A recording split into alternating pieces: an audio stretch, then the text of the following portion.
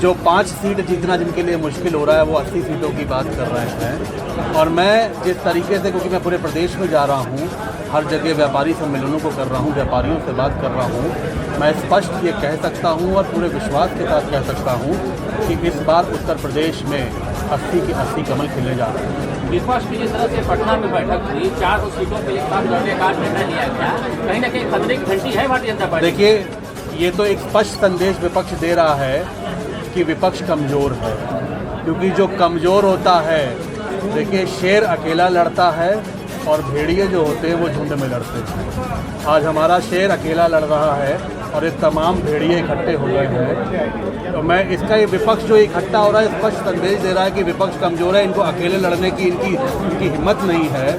और ये स्पष्ट संदेश जनता में है कि आज जो विपक्ष केवल। नमस्कार, सुपरफास्ट न्यूज में आपका स्वागत है। उत्तर प्रदेश उद्योग व्यापार संगठन के महासम्मेलन में प्रदेश के आबकारी मंत्री, व्यापार संगठन अध्यक्ष नितिन अग्रवाल रहे मुख्य अतिथि। जी हां, जनपद आजमगढ़ के प्रतिष्ठित होटल गरुड़ के सभागार में जिला इकाई व्यापार संगठन की तरफ से आयोजित महासम्मेलन में व्यापारियों को एकजुटता हेतु आहूत सम्मेलन में विपक्षी दलों पर व्यापार संगठन के अध्यक्ष ने विपक्षी दलों के एकजुटता पटना बैठक पर जमकर हमलावर नजर आए। उन्होंने उत्तर प्रदेश व्यापार संगठन के महासम्मेलन में कहा कि एक शेर से लड़ने के लिए भेड़ियों का झुंड इकट्ठा हो रहा है। स्पष्ट है कि विपक्ष कमजोर है। समाजवादी पार्टी के नेता मुंगेरी लाल के हसीन सपने देखना बंद करें। उत्तर प्रदेश में सभी 80 सीटों पर भारतीय जनता पार्टी की जीत होगी। अखिलेश यादव के भी 80 सीटों के दावे पर उन्होंने कहा कि 5 सीट जीतना मुश्किल है और वह 80 सीट जीतने का दावा कर रहे हैं।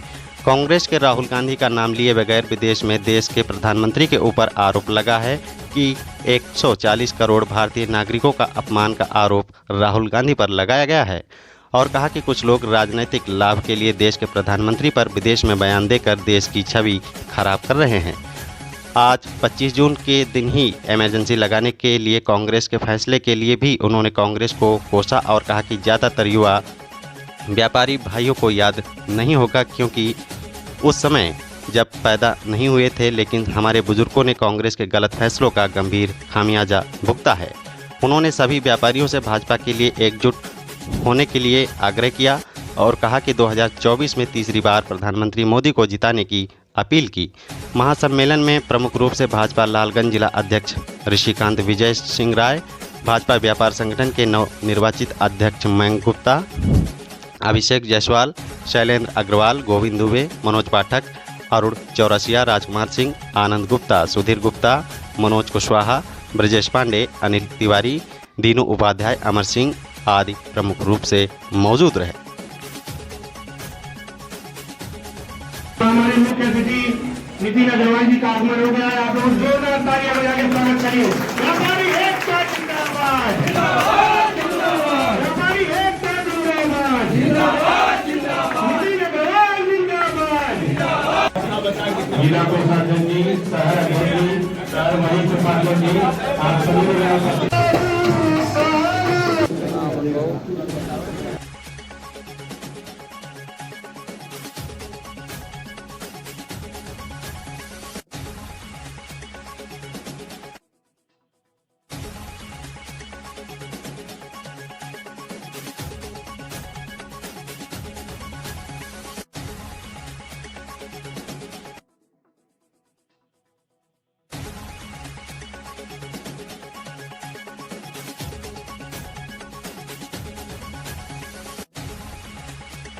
चौहान जी, प्रदेश गुप्ता जी, महती गुप्ता जी,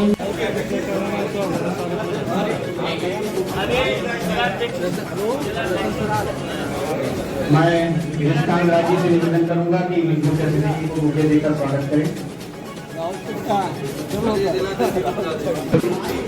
स्वागत गीत माननीय नितिन अग्रवाल जी को चलो में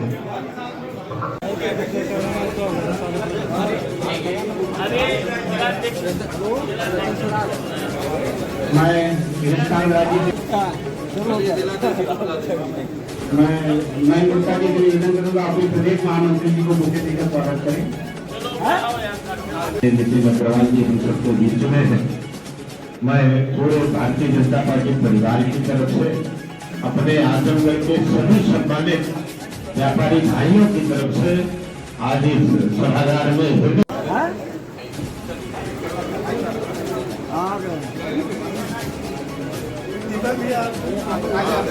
अपने सहायक अध्यक्ष दीपक आनंद राय जी, हेलो,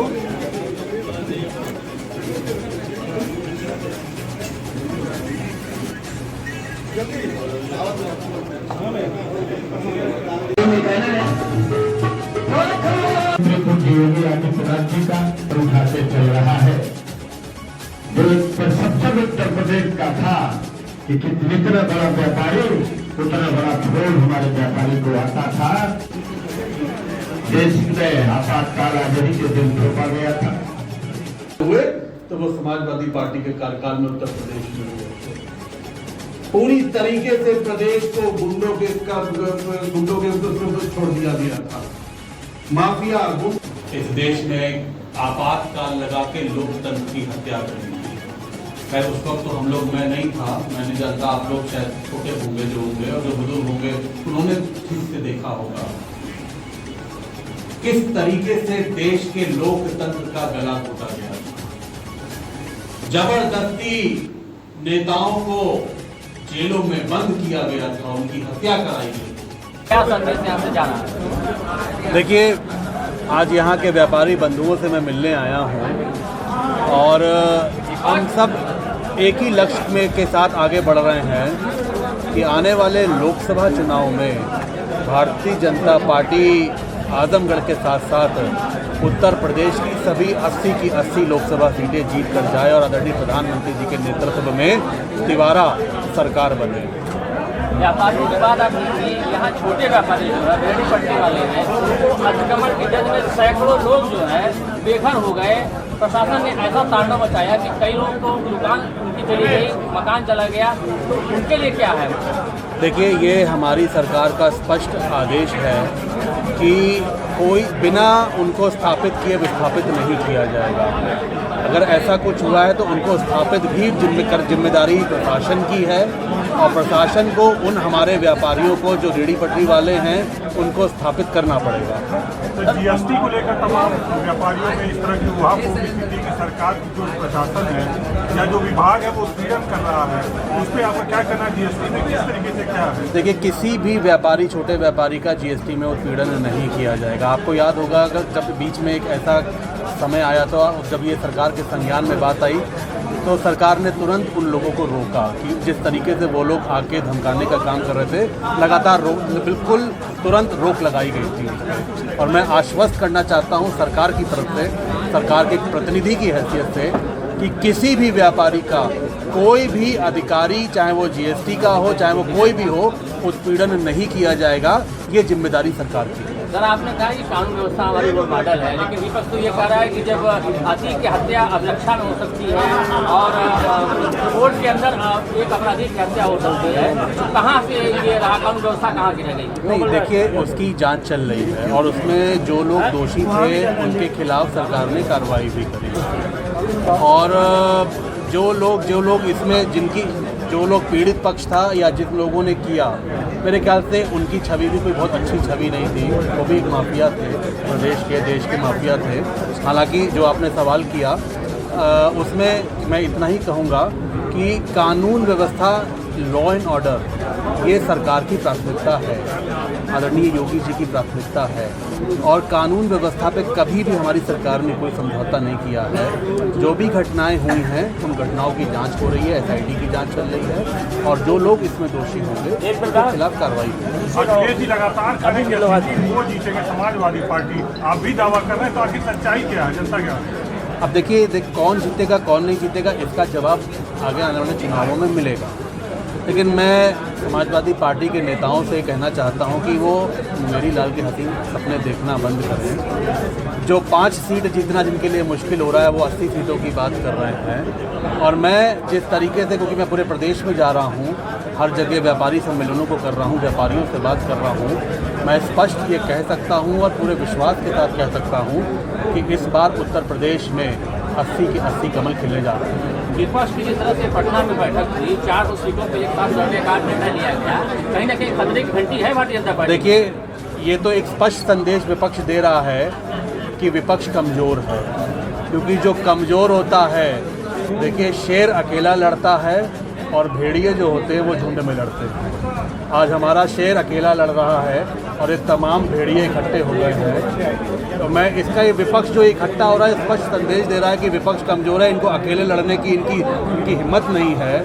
और ये स्पष्ट संदेश जनता में है कि आज जो विपक्ष केवल एक नेता को, प्रधानमंत्री को हटाने के लिए एक मंच पे आया है, तमाम जो नेता आए हैं, ये जनता भी देख रही है कि जिन प्रधानमंत्री ने पिछले 9 वर्ष में बिना उनकी सरकार पे एक भी करप्शन का कोई आरोप नहीं आया, बिना रुके थके उन्होंने देश की सेवा करने का काम किया है, तो ये देश की जनता इस विपक्ष को जवाब देगी। हिमाचल और कर्नाटक की हार के बाद भारतीय जनता पार्टी के लिए खतरा तो बढ़ ही गया। देखिए, हम लोकतंत्र में सम्मान करते हैं जनादेश का। जीत हार अपनी जगह अलग है, जनादेश का सम्मान होना चाहिए। ठीक है, हम लोग कर्नाटक में जो जनादेश मिला है उसका पूरा सम्मान है। हम लोग यही लोकतंत्र की परिभाषा भी है। हम लोग आज विपक्ष में आए और हम लोग वहाँ पे विपक्ष की भूमिका निभाएंगे। 2024 और महंगाई, बेरोजगारी बड़ा बहुत हो गया भाई। देखिए, ऐसा है, आज देश की सरकार जिस तरीके से देश के गरीबों की सेवा करने का काम कर रही है और जिस तरीके से जो योजनाएं चलाने का काम कर रही है, हम उन मुद्दों को लेकर देश सरकार पब्लिक के बीच में जा रहे हैं। चाहे वो लॉ एंड ऑर्डर की बात हो, चाहे वो विकास की योजनाओं की बात हो, चाहे वो देश के गरीबों को जोड़ने की बात हो, विकास की धारा में जोड़ने की बात हो, हम उस मुद्दे को लेकर आने वाले चुनाव में जाएंगे। Thank you.